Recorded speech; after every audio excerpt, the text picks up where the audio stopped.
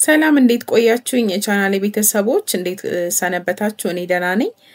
ቦርሳ ዛሬ ደግሞ ስለ ቦርሳ እስቲ እናውራ ስለ ቦርሳ ወደፊትም አወራለሁ ፕሮግራም ሰራላችኋለሁ ዛሬ ግን ለአጭር ሴቶች በቁመት አጠር ላለን ሴቶች ማድረግ ያሉብንና የሌሉብንን ቦርሳዎች ነው የምናየው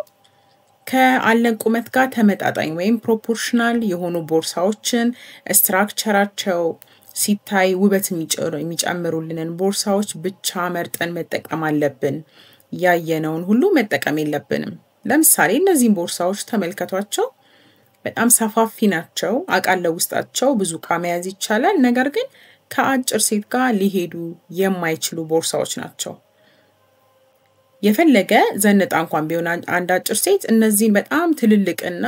በቁመትም ረጃጅም ጉልበቷ ጋር ሊደርሱ የሚችሉ ወይም ሊደርሱ የሚመስሉ ቦርሳዎችን ስትጠቀም የለበሰችውን አለባበስ ሁሉ ነው የሚያበላሹባት ስለዚህ እንደዚህ ረዘም ያለ ማንገቻ ያላቸው ልንጠቀም እንችላለን ነገር ግን በልኩ በጣም ባረዘመ ሁኔታ ከወገባችን ወይም ከዳላችን አለፍ ብሎ በማይታይ ሁኔታ መጠቀም አለብን የጀርባ ቦርሳዎችንም ስንጠቀም አሁን እንዳያችሁት መጠን ያሉትን መጠቀም አለብን ነው እነዚህ ደግሞ አሁን መታያቸው በጣም ተመጣጣኝ ማለት ምጥን ብለው ከቁመታችን ጋር ሲታዩ የሚያምሩ ቦርሳዎች ናቸው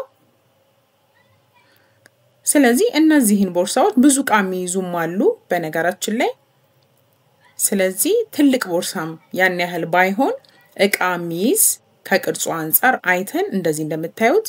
መጠቀም እንችላለን ምክንያቱም ከስራችን ባህሪ ከምንወጣበት ቦታ ዕቃ መያዝ ልንፈልግ እንችላለን ግን በጣም የተጋነነ ትልቅ ቦርሳ መያዝ የለብንም ስለዚህ ቦርሳዎቻችንን ኢንቴንሽናሊ አስበንባቸው እናድርግ መልካም የማማር ሳምንት ባይ